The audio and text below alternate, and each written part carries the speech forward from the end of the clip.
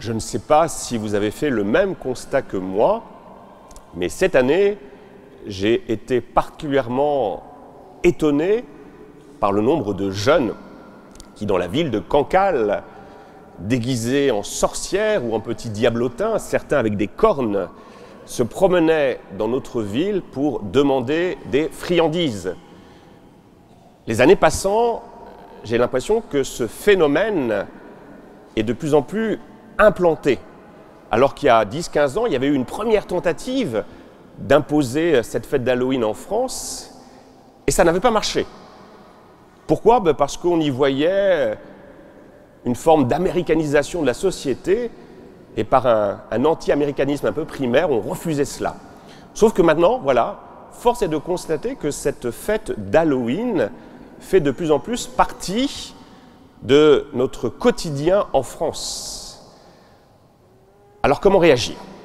Alors déjà, moi je ne connaissais pas grand-chose à Halloween, je suis français, voilà, et donc j'ai regardé pour découvrir ce que disent un peu les spécialistes de cette fête, qui nous montrent que cette fête, elle n'est pas américaine, pas du tout américaine à la base, elle vient de la tradition celte. Donc c'est la fête de Samhain, que je ne connaissais pas jusqu'à avant-hier, j'ai vu que ça se prononçait souvent Samhain, voilà, fête de Samhain, fête celte, qui était précisément autrefois fêtée le 31 octobre, dans cette période de l'année où la nuit l'emporte sur le jour. Donc c'est une fête où, en ce 31 octobre, la frontière qui nous séparait du monde des esprits, du monde de la nuit, du monde de la mort, du monde féerique aussi, eh bien, cette frontière était à ce point ténue que ceux déjà morts, les fées, les sorciers, voilà, se retrouvaient sur Terre. Donc cette fête n'était pas du tout une fête où on mettait en exergue la peur, c'était plutôt quelque chose de très festif. On faisait des banquets, des feux, un peu de purification, mais il n'y avait aucune trace de peur dans cette fête de Samhain, de Samhain.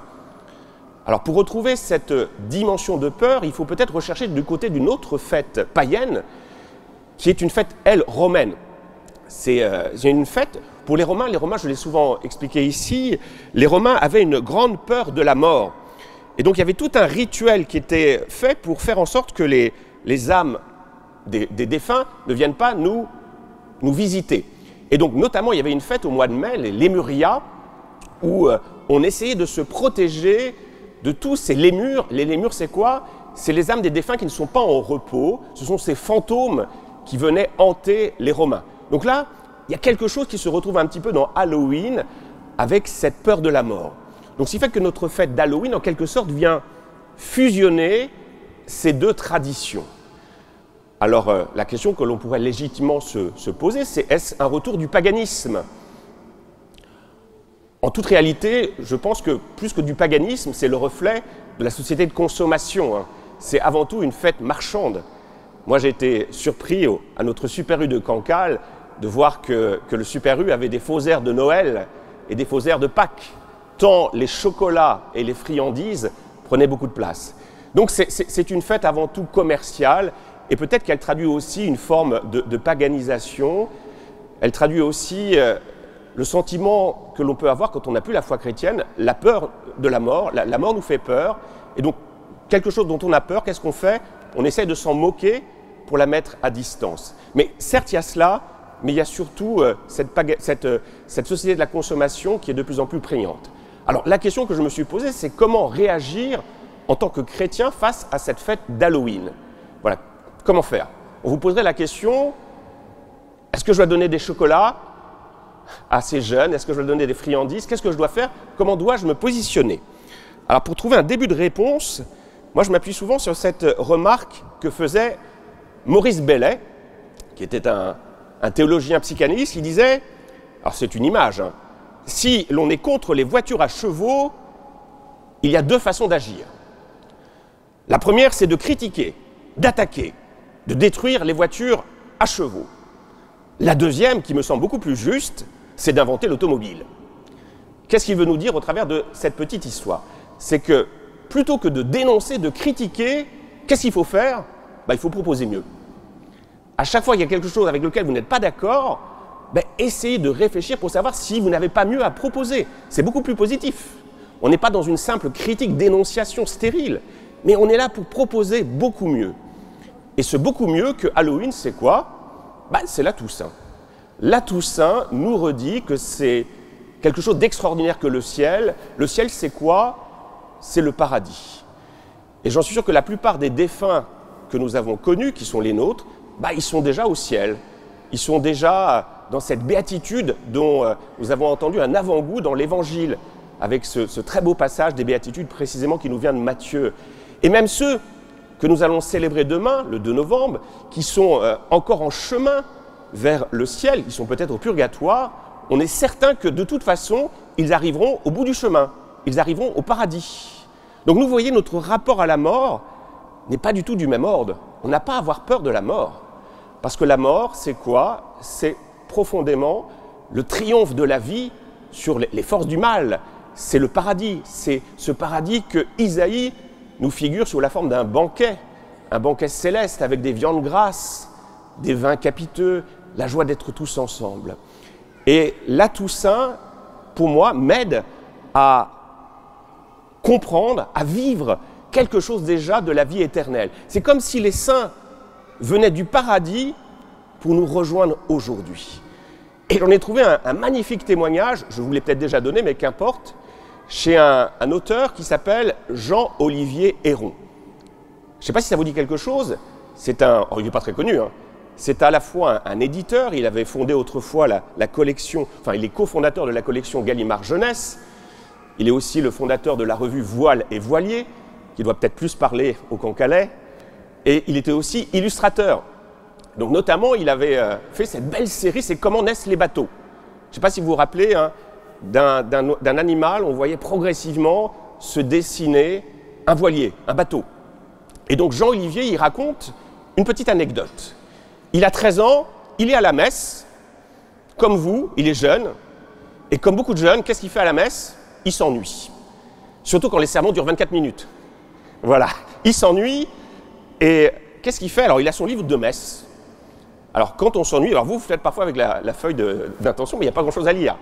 Donc là, il lit son livre de messe, et dans son livre de messe, on est avant la réforme liturgique, il y a beaucoup de passages qui sont consacrés à la vie des saints. Et là, il tombe sur le 3 novembre. Alors le 3 novembre, on fête qui? Dites-moi, qui on fête le 3 novembre? C'est pas dur, c'est sur votre feuille. Le 3 novembre, on fête? J'ai pas entendu. Saint-Martin des Porres. Saint-Martin des Porres. Alors vous êtes le petit Jean-Olivier, vous vous ennuyez et vous commencez à lire cette notice consacrée à Martin des Porres. Le siècle d'or péruvien rejoint notre époque. Et donc il découvre cette vie de Martin qui est un saint thaumaturge exceptionnel. Martin, c'est un François bis. Il avait cette capacité de prêcher aux animaux. Ce qui fait qu'au couvent des Dominicains se pressaient tous les chats du quartier et toutes les souris. Vous voyez, un avant-goût du paradis. Le chat côtoie la souris, sans craindre pour sa vie. Donc imaginez ce couvent rempli des chats, des souris du quartier, certainement aussi des insectes, qui venaient écouter la bonne parole de Martin des Porres. Et puis Martin des Porres était un saint thaumaturge, il guérissait. Et il avait un don exceptionnel, c'est le don d'ubiquité. C'est-à-dire qu'il était capable d'être présent dans plusieurs endroits pour faire beaucoup de bien. Alors, imaginez le petit Jean-Olivier, il lit ça, il est fasciné. Il a l'impression que Martin est là, Martin lui parle, Martin lui pose délicatement sa main sur son épaule, alors que lui, il s'ennuie, mais là tout d'un coup, il voyage. Il voyage. Et Martin, donc c'est un homme extraordinaire, un homme, un Padre Pio par ses miracles, un Saint François par ses miracles. Il faisait tellement de miracles, d'ailleurs j'ouvre une parenthèse, que ses frères dominicains ne le supportaient plus. Imaginez-vous, frère du frère Martin, vous voulez manger une bonne tablette de chocolat, vous allez dans le garde-manger et qu'est-ce qui se passe? Plus de tablette de chocolat. Martin l'a donné à un pauvre. Et puis vous voyez tous les pauvres appliqués. Le couvent, c'est plus un couvent religieux, c'est la cour des miracles. C'est insupportable. Insupportable. Ce qui fait que le supérieur de Martin va lui imposer un précepte formel. C'est quoi un précepte formel? Dans la vie religieuse, c'est une demande fondée sur le vœu d'obéissance pour obliger un frère à faire quelque chose. Et donc là, Martin a reçu un précepte formel de son supérieur. Martin, au nom de ton vœu d'obéissance, je t'interdis de faire des miracles. Interdit de faire des miracles. Donc voilà. Donc le petit Jean-Olivier, il est aux anges. Il s'ennuie plus là. J'espère que c'est un peu votre cas là. Vous êtes peut-être déjà parti au Pérou. Et donc vient le temps de la communion. Donc qu'est-ce que fait le petit Jean-Olivier? Il veut communier avec son nouvel ami. Donc il s'approche du banc de communion. À l'époque, on communiait à genoux, derrière le banc de communion. Et avec son doigt à la page du 3 novembre, qu'est-ce qu'il fait? Il communie pour être vraiment en communion avec Martin des Porres. Et toute sa vie durant, Martin des Porres va accompagner Jean-Olivier Héron, ce qui fait qu'au soir de sa vie, il écrira un petit livre pour montrer comment cette figure de Martin des Porres l'a accompagné toute sa vie durant. Voilà. Au travers de cette petite anecdote, qu'est-ce qu'elle nous montre? C'est que les saints, fondamentalement, ils sont toujours là. Les saints, ce sont nos amis qui viennent du ciel pour nous apporter leur soutien. Voilà, quand on a la foi avec la Toussaint, on n'est pas tout seul. On rentre dans une famille. Une famille, c'est là pour nous porter dans les moments difficiles.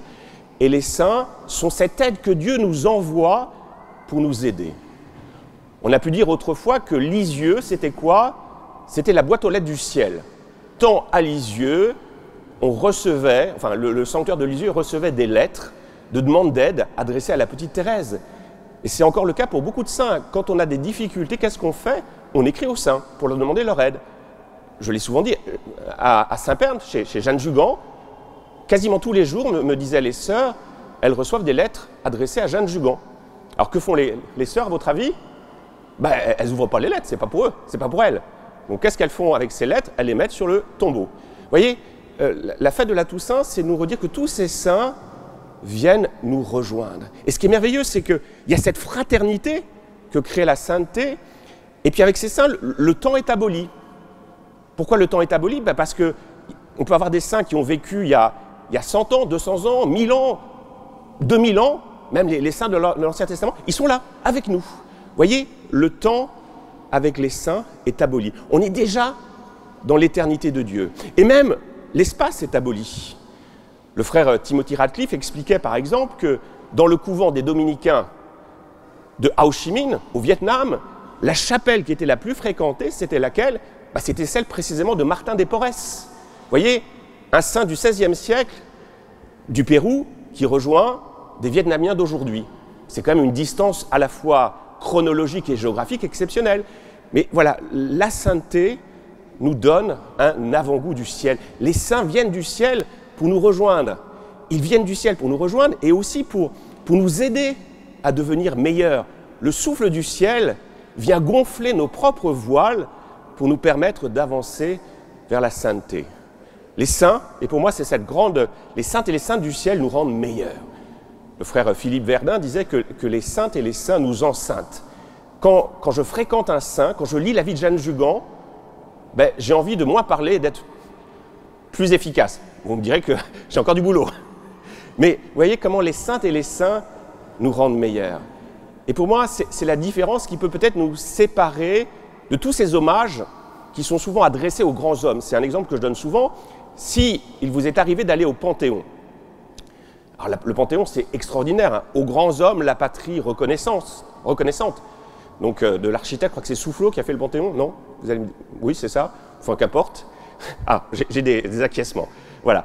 Et donc, quand on se rend au Panthéon, quand on assiste par exemple à la panthéonisation de Robert Badinter, qui était la plus récente, on va être impressionné, on va être touché. Mais est-ce que la fréquentation de ces grandes figures qui ont fait la culture française va nous rendre meilleurs? Est-ce que en participant, par exemple, en assistant à la panthéonisation de Robert Badinter, en allant me recueillir devant la tombe de Malraux, est-ce que je serai meilleur orateur?